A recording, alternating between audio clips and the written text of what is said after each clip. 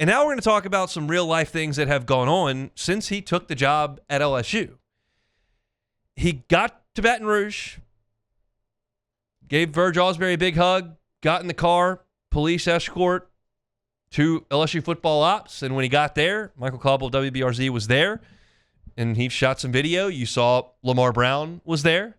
You saw Braden Allen, who is an Oklahoma committed wide receiver from Lafayette, who decommitted yesterday and was meeting with LSU's head coach yesterday. That should be a fairly significant indication. You saw Frank Wilson was there. You saw Blake Baker was there. And so you started to see Lane Kiffin actually hitting the ground running here. There's no time to look around for a house or figure out where you're going to get your po' boy from. Like, it's figure some things out, because in this calendar, you understand signing day is now, you can count down the hours until ink can hit the paper from right now where I'm sitting. So that's important. And as we know, like, since Brian Kelly got fired, LSU has had 2 decommitments. Just 2. That's it. Frank Wilson and the staff that's here has done a great job of keeping LSU's class together. Now, keep in mind, staff changes could come in the next couple of days. There could be more defections. I would bet that there will be. I'm not here to give you names. I'm not the recruiting beat guy. But that's just the nature of the beast, right? You get close to signing day, you realize that some position coaches won't be around, especially if Lane Kiffin's bringing some offensive staff. LSU's offensive staff could be shaken up. Like, you don't know. But we know some things that have happened. Lamar Brown met with Lane Kiffin, reaffirmed his commitment to LSU. Richard Anderson, 5-star, defensive tackle. Carr said, I'm shutting down my recruitment. I'm signing with LSU. Well, those are the 2 biggest players in LSU's class, both Louisiana kids. Lamar Brown's the number 1 player in the nation. If you look at ESPN, top 5 by Rivals in 24/7. Richard Anderson, number 1 defensive tackle in the country by the 1-3 composite, number 2 by Rivals, top 15 player in the country. Those 2 guys from the state of Louisiana, pretty big draw to come to Baton Rouge to recruit guys like that. They said, we're in. You look at Braden Allen.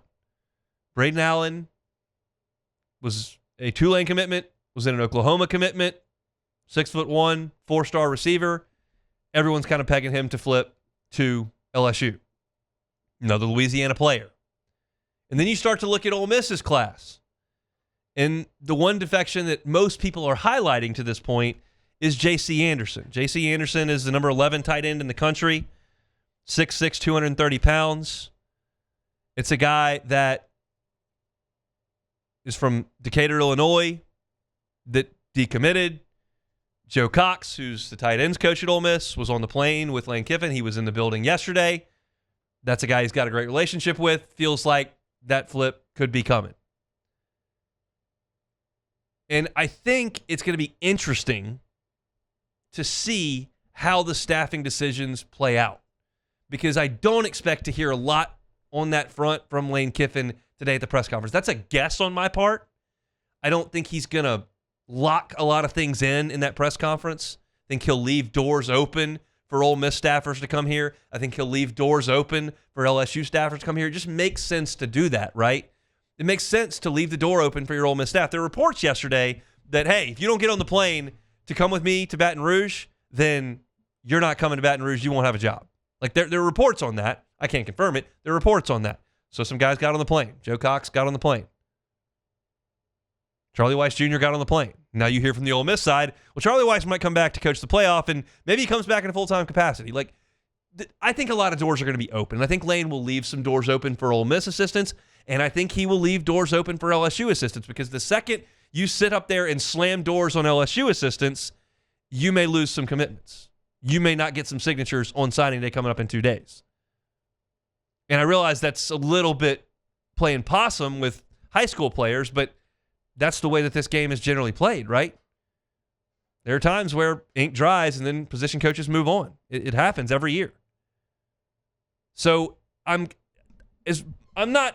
think you're going to hear that from Lane Kiffin today. Yeah, this is my offensive coordinator. You could hear a defensive coordinator. He may say Blake Baker is going to be our defensive coordinator here, like that, because that's been reported by Matt Zenith at CBS, been confirmed by various other folks that cover college football. The thought is that Blake Baker is going to be LSU's defensive coordinator if he doesn't get a head coaching job. We know his alma mater's head coaching job is open. That's Tulane. And we'll see. Here's my thing as an LSU guy, paying attention to the LSU staff and hoping that Blake Baker's LSU's defensive coordinator next year. And I want that. I think most people are on that page. He took over the worst statistical defense in LSU history 2 years ago. LSU this year, top 25 defense. I think that you look at what he's done to take it from just absolutely awful to mediocre last year to a good defense this year. They didn't play well in the second half against A&M. They didn't play well against Lane Kiffin. They were on the field too much. But they had a good year defensively, and I would like to see him back. So my hope is, as I look at Tulane, I look at what Tulane has had success with. Tulane had success hiring a veteran, longtime head coach, Willie Fritz, come in and help, and he did. And he moved on to Houston. And they went to a sitting head coach, not a veteran, but a sitting head coach in John Summerall from Troy, come do that. So to hire Blake Baker would be to leave that mold. Now, I don't mean to suggest that I don't want Blake Baker's career to flourish, because I like Blake Baker a lot. He's been awesome to me in the short interactions that we've had doing pregame interviews. But you hear the players talk about him. You see the work that he's done. He feels like an important piece to the foundation of this program right now. And it feels like if you were to lose him and you had shakeups that were significant on the defensive staff, that would be difficult, because Lane Kiffin is going to run this offense. He needs help on the defense. When he got to Oxford, that defense was awful. He got Pete Golding to come in, and things got better.